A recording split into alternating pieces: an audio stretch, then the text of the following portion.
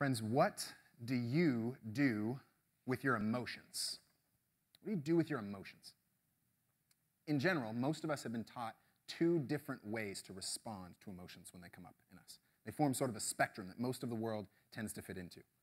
On one end of the spectrum, we're taught to stuff our emotions down. This is how I was taught in my family to deal with emotion oftentimes. You feel something in a tense or difficult situation and you ignore it, or you hide it in some way, right? Keep that down and don't reveal it. But there's another end of the spectrum. The other end is actually not putting your emotions in the back seat like we do when we stuff it. It's actually putting them in the driver's seat. It's letting our emotions run wild, right? You feel something in a tense or difficult moment and you just lead with everything you're feeling. Oftentimes volume turns up to 11 in those situations, right? I have friends and family who were taught growing up that this is the way to reckon with emotions. Those people's dinner tables were often very, active places, right?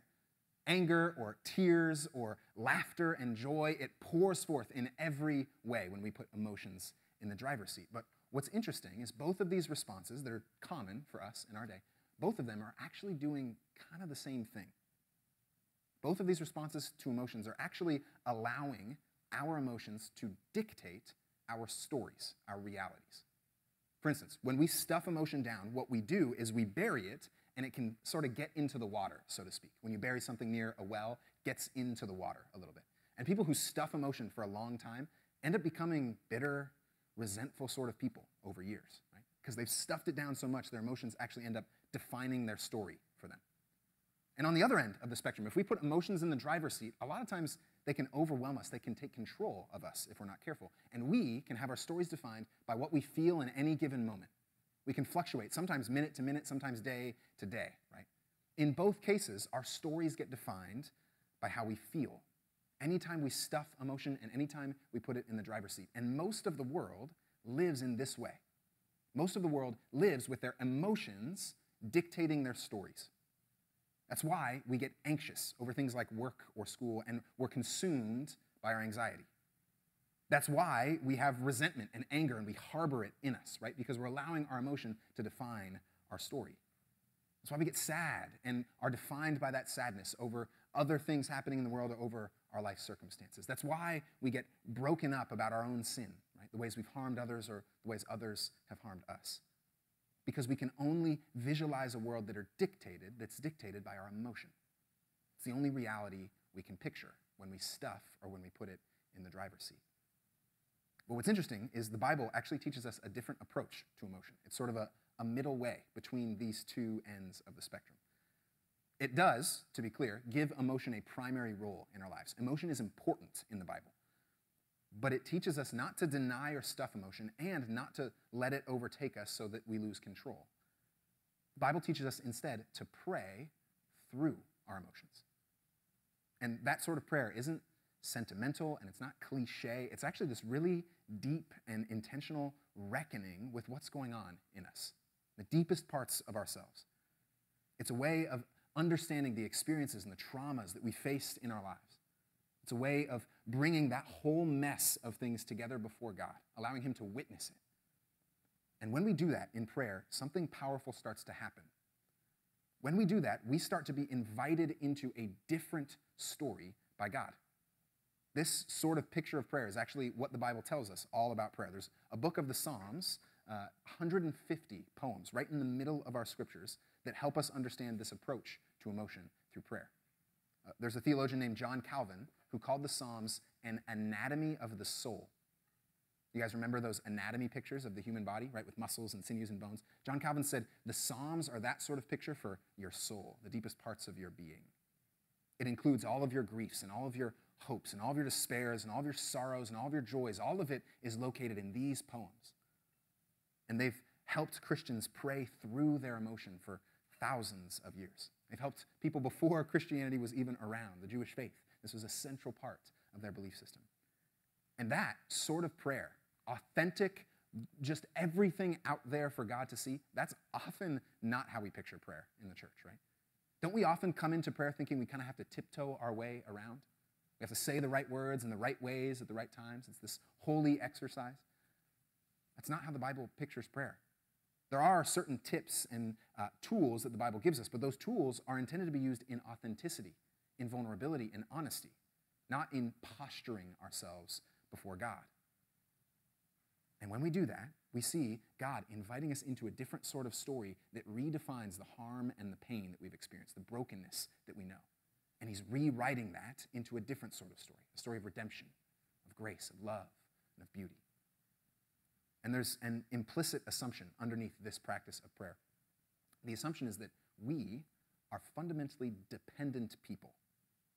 We are dependent people. And we don't love to hear that, especially after Independence Day, right? A day that celebrates how independent we are in our world. That's why we want to actually go through this series. Over the next 3 weeks, we're calling this Dependence. The hope for this series is that we're going to examine the Psalms and connect them to a different spiritual song or hymn that Christians have sung for a long time. And we're going to remind ourselves that we are dependent sorts of people, and that when we practice that dependence before God in prayer, when we bring ourselves fully before God in prayer, he starts to reshape our stories. He starts to make us into different sorts of people that experience life and redemption and grace rather than brokenness and hardship and pain. And so today, we're going to look at how the Psalms teach us to navigate distress and suffering in our world, how we go through it. And the Psalm today, Psalm 124, teaches us remembrance. Remembrance as the way to navigate our distress.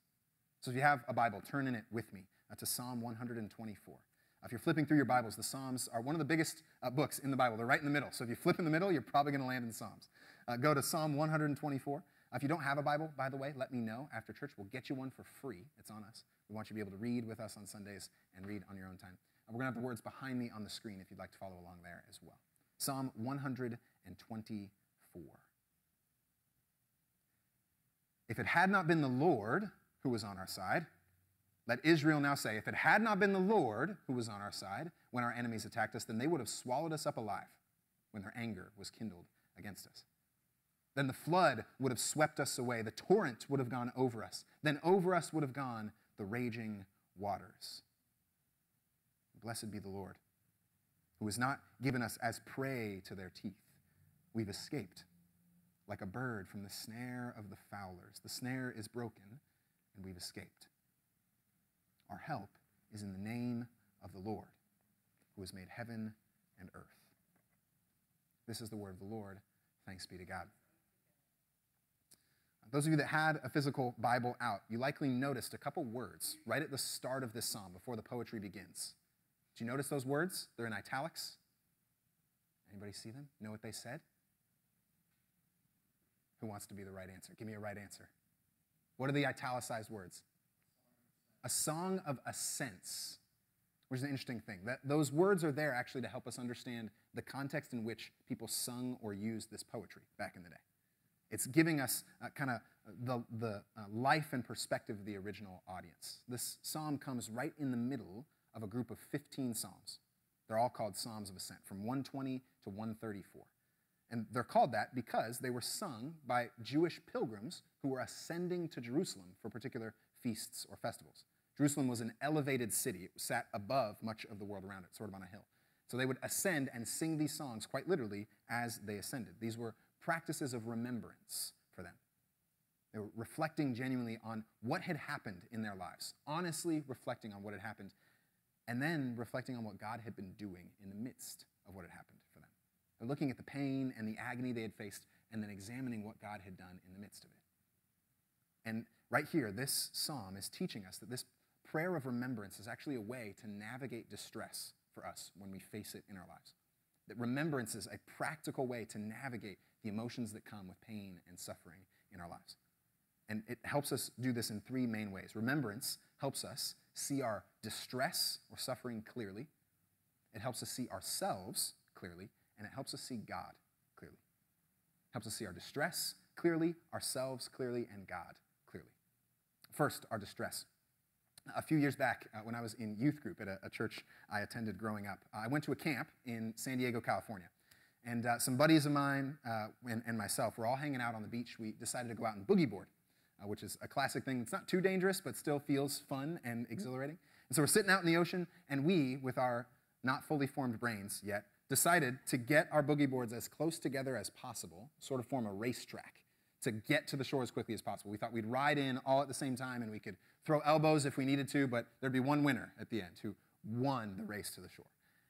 And so we did this. We got as close together as possible, and we're waiting for these waves to come in. If you haven't boogie boarded before, the goal is to get and hit the wave and ride it in as soon as it breaks. As soon as the foam starts to break on the top, then you ride that wave in. And so we're waiting for this wave, and a huge one comes.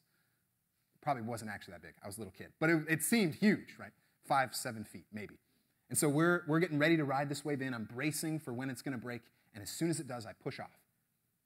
And when I do, my friend didn't obey the rules. He was diagonally faced instead of facing straight toward the shore. So he pushes off as well, runs his body and boogie board right into me, knocks me off mine, and I am now flailing in the ocean. And because the other person next to me obeyed the rules, I was now stuck under his boogie board because he continued to go straight. And the undertow was pulling me. It was a strong current that day. I was freaking out, you guys. I'd never been through something like this. I was being rolled around. My lungs were feeling pressure, salt stinging my eyes. This wave that I thought I was going to be able to handle, I couldn't. It was much stronger than I anticipated. And in the middle of flailing my arms around, I feel someone grab my wrist and help pull me up back to the surface. And I breathe air in, like, what the heck happened? I have no idea. And this was a true friend who saw what had happened, hopped off his boogie board, and helped me get out of the ocean, make sure I was okay. The psalmist in Psalm 124 here is describing a similar sort of situation. A situation where water is overwhelming us, where our distress feels poetically like water infringing upon us. He uses language like, it swallowed us up. Right? The suffering and distress he's talking about is like being swallowed, suffocated by water, which many of us understand in moments of distress, right? Have you ever felt that it's hard to breathe sometimes? Your pulse starts to race. He uses the language of a flood sweeping us away. He says a flood would have swept us away. Suffering and distress is like a flood of water overwhelming us. We know this really well, too. We actually use similar language. We say we're drowning in something, right? Drowning in work, or drowning in pain, or drowning in any sort of emotion.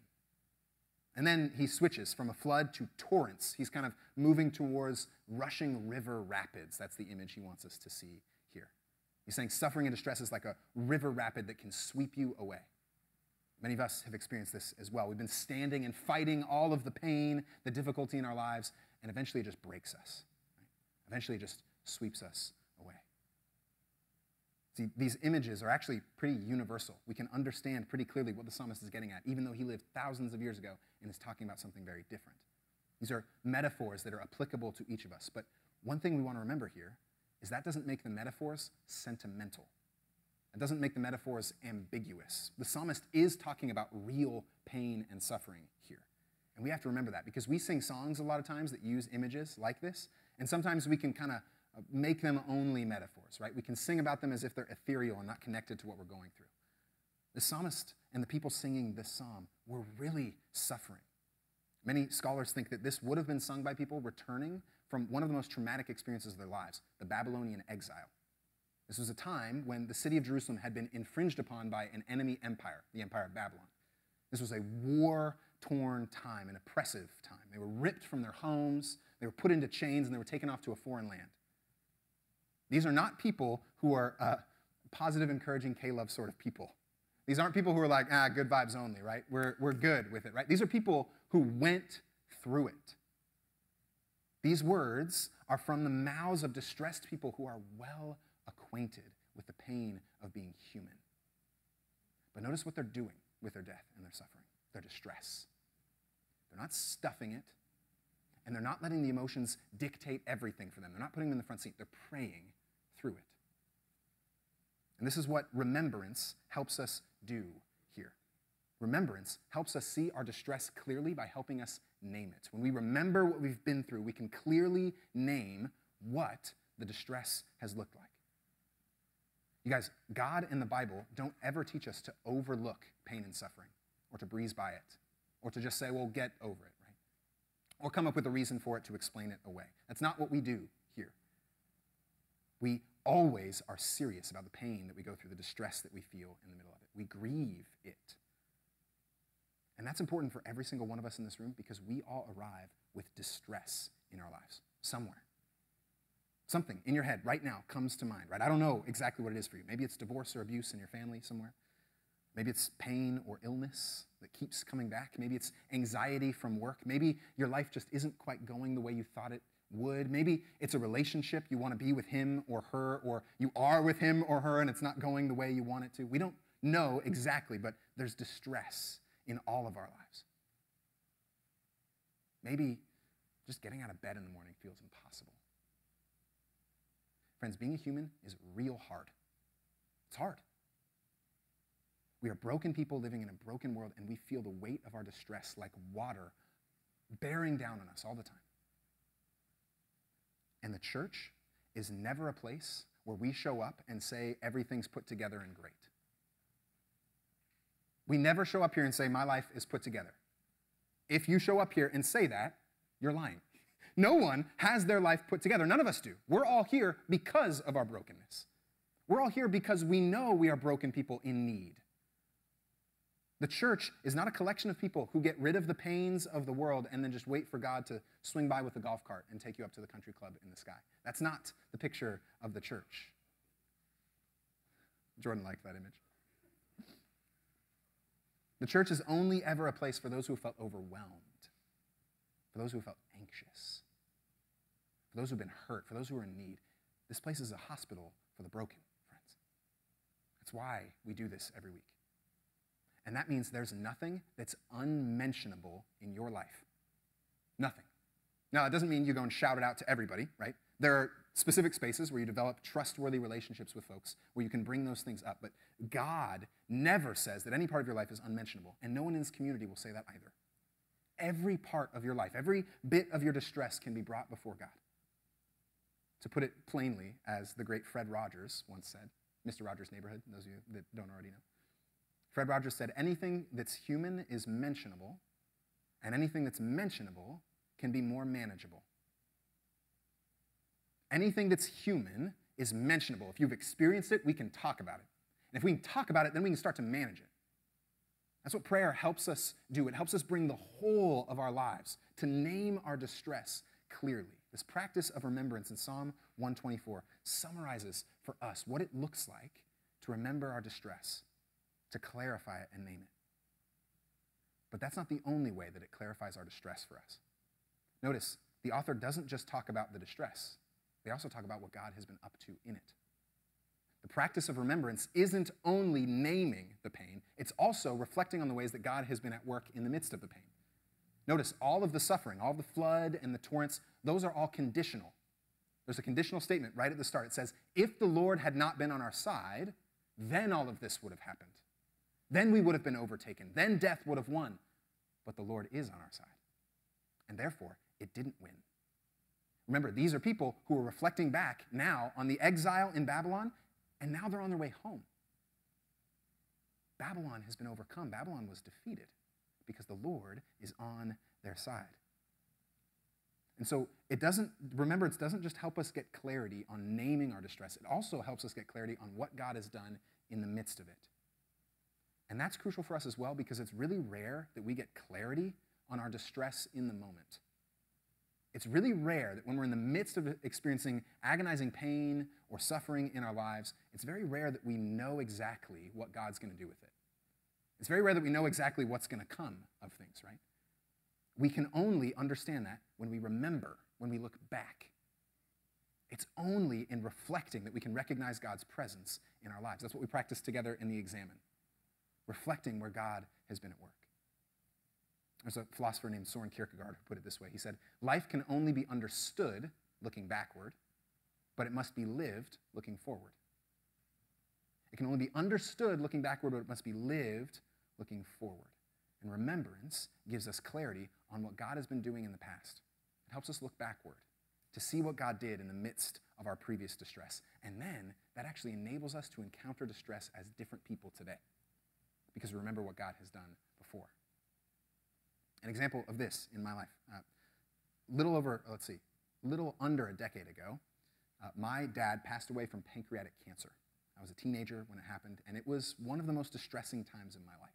One of the hardest things I've ever been through. And I can tell you that in the middle of it, I had no idea the significance of what God was going to do there. Just felt really hard. And at times, to be honest with you, didn't feel like God was around. Didn't feel like God was really present with me in it. But in remembering, in looking back on what God was up to there, I see in the voices and lives of people who surrounded me, who grieved with me, who loved me.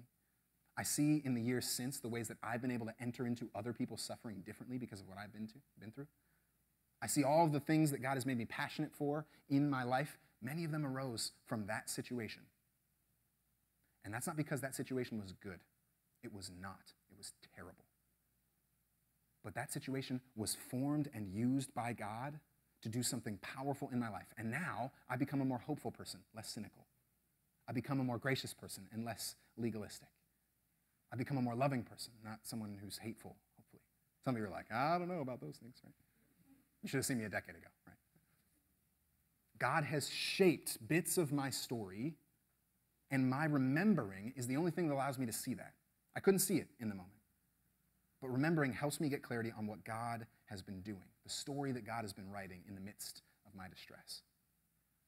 So remembrance helps us see our distress by naming it clearly and helps us see it by understanding what God has been doing in it. But that's not the only way it helps us see clearly. Remembrance also helps us see ourselves clearly. Did you notice the primary image that's used to describe humans in this text? It's in verse 7. Birds.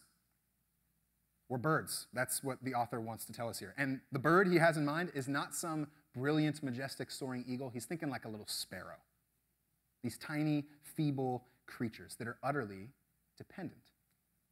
We are reliant on things outside of ourselves just to live. We all are dependent people. And again, we don't love to hear that sort of thing in this country. We actually really love to hear that we're self-sufficient, right? That we can be empowered to live our own independent lives, and we don't really need anybody else to help us. We don't need anybody else to define things for us. In fact, the more self-sufficient you are, the more praised you are in our culture. The more self-identifying you are, the more praised you are in our culture. Friends, that's not what the scriptures are telling us. Scriptures are saying instead that we are dependent people. And I can tell you that the more of my life that I experience, the more I realize this is true. See, I'll be the first in line to say, I don't really need anybody else's help. Don't love asking for directions, right? Don't love acknowledging that I need you people in my life. I just like to think, oh no, I kind of got it put together. That's my instinct. But the more I live and the more I experience, the more I'm like, whew, I need you guys. And I need God to give me clarity on what it means to live, to give me clarity on who I am. I can't live this life on my own. I am a dependent creature. I'm a little sparrow.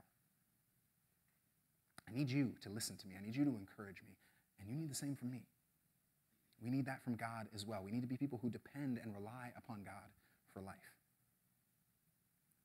And here's what's maybe most striking in the middle of this passage, because that bird image that makes us feel small and insignificant, God undermines as well, all throughout the scriptures, but here too.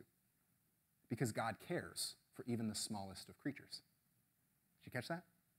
Our insignificance does not mean that God overlooks us. In fact, our insignificance is only a greater testament to God's expanding love, that he still cares for us even in our insignificance. Jesus brings this up. That passage we read to start our time together and what we sang in the song earlier. When his disciples are in the middle of distress, he tells them, look at the birds, look at the flowers, look at the grass. Your heavenly Father cares for those things. And if he cares for those things, you think he won't care for you? This complex, incredible individual that's made in his image, you think he won't care for you? God cares for even the smallest of things, and that includes us in our feebleness and in our dependence. And so remembrance helps us see ourselves more clearly, helps us see ourselves as dependent people who are also infinitely beloved by God. But there's another image that helps us see ourselves clearly here. It's the snare that the bird narrowly escapes here. The author likely has in mind in the ancient Near East there were bird snares that were set up by fowlers or hunters. And they'd lay a net on the ground, and then they put brush and sticks over it, and then they put bait right in the middle. And sparrows naturally would be, oh, food, right? Wander right in, and the snare would snap around them. They'd capture birds this way. The author's reminding us that oftentimes distress, pain, and suffering serves as a snare in our lives. We get baited into thinking that our pain or our suffering or our anxiety or our anger or our heartache, that those things actually do define our story. That those things actually do get the last word.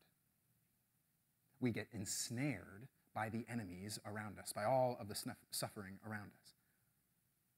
The world is always baiting us in this way, you guys. If you pay attention, the world is always telling you that your story will end in distress. Always. If this next political candidate gets elected that I don't like, distress, no hope. If you live below a certain dollar amount, no hope, right? If you don't have this thing in your life, no hope. You'll get defined by your emotions in a given moment, by your fear, by your anxiety, and the world will capitalize on it. It'll trap you in it so that those things get final word. Our stories can become defined by our distress, and we can fail to see the ways that God has been working in the midst of it. And so not only are we reliant and dependent creatures, but we also are creatures who can get baited really easily. And we have to continuously remember what God has done and who God is in order to avoid the bait. So what in your life is bait right now? What's the thing? What's the issue? What's the anxiety? What's the fear? What's the distress that's threatening to ensnare you? Threatening to say that this is what your story is and this is how it's going to end. The snare here is helping us see ourselves more clearly by showing us that there's a way out. There's a way out of the ways that the world baits us into hopelessness and despair. So remembrance helps us clarify our suffering, see our suffering clearly, see what God is doing in the midst of it, and then it helps us clarify ourselves, who we are, and the ways that we can maybe get trapped by other messages in the world. But there's a third way that remembrance helps us see more clearly. It helps us see God more clearly. Notice there's only one way that the psalmist sees distress, freedom from distress, getting ended. By the loving and gracious hand of God. That's the thing that frees the author from distress. Our help is in the name of the Lord who made heaven and earth. That's what it says in verse 8. And it's interesting that they include the Lord who made heaven and earth there, right? Why the Lord who made heaven and earth? What he's saying here is that there is nothing in heaven or earth that can prevent God from bringing life to you. There is nothing that can stand in the way of God bringing you the life you were made for. Redemption and restoration are available, and no mountain can't be moved. No river can't be split. No enemy can't be defeated. Because this God is committed to you. There's nothing that can stop this God from bringing life. Friends, distress and suffering never get the last word when we bring them to God. They never will. And the immensity of our distress, and it is immense, the things we feel are immense, right? We name them clearly. But that immensity never overcomes the immensity of a God who longs to heal them. This is a God who longs for each and every one of you to have full and free and beautiful and good lives. And it's a God who made heaven and earth, who formed the boundaries in everything. That God can't be stopped by your distress. God is for us. And if right now in your life you find that hard to believe, if it sounds impossible that God really is that way, if it sounds like your distress is too immense, 3 words for you. Look to Jesus. Because the God that this psalmist is talking about here is so committed to each and every one of us, so committed to bringing life in the midst of a world of death and distress that he took death and distress head on. He became human.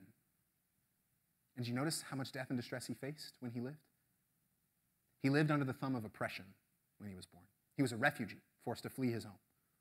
He was a day laborer who was overlooked by society. He was an insignificant man from a no-name town. He was rejected by his friends and neighbors. He was ignored by those who he loved. He grieved when he lost friends. He was brutally executed in the public by the cops.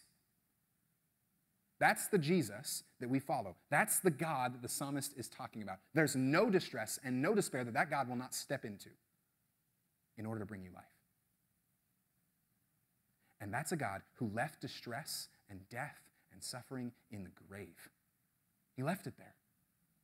This is a God who rose so that we could rise out of it, a God who brought life so that we might have life. Friends, Jesus is the perfect imprint, the identical nature of God in human flesh so that we could see him and know who he is. And so if ever there's a time in your life where it feels like distress is infringing upon you, where it feels like the waves are too big, remember the person who grabbed your wrist, the person who grabbed the wrist of every person. The person of Jesus. Look to him in your distress and allow him to navigate through it with you and bring life on the other side. Because your distress and your suffering don't have to define you. There's a different story that God has written in Jesus. And that story is one that you can step in by bringing every part of yourself before him. By being honest and open and authentic in prayer. By remembering When we do that, God will give us clarity on our distress. He'll give us clarity on ourselves, and will give us clarity on who he is in the midst of it all. And when we do that, when we remember that story, that's what we do every week here together at Midtown. When we remember that story, we become different sorts of people. We leave this room changed sorts of people. There's a world out there with headlines about distress, about death and pain and suffering, and that those things are going to get the last word. But we know a different story. And we go into the world with that different story that's changed us. We become people, because we've remembered, that become forces of love and grace and peace and life in the world. That's why we do what we do, friends. This church is not for its own sake. It's to go past these windows, to declare to the world the true story of what Jesus has done for us, what Jesus does with distress. We are people who practice remembrance. Let's pray.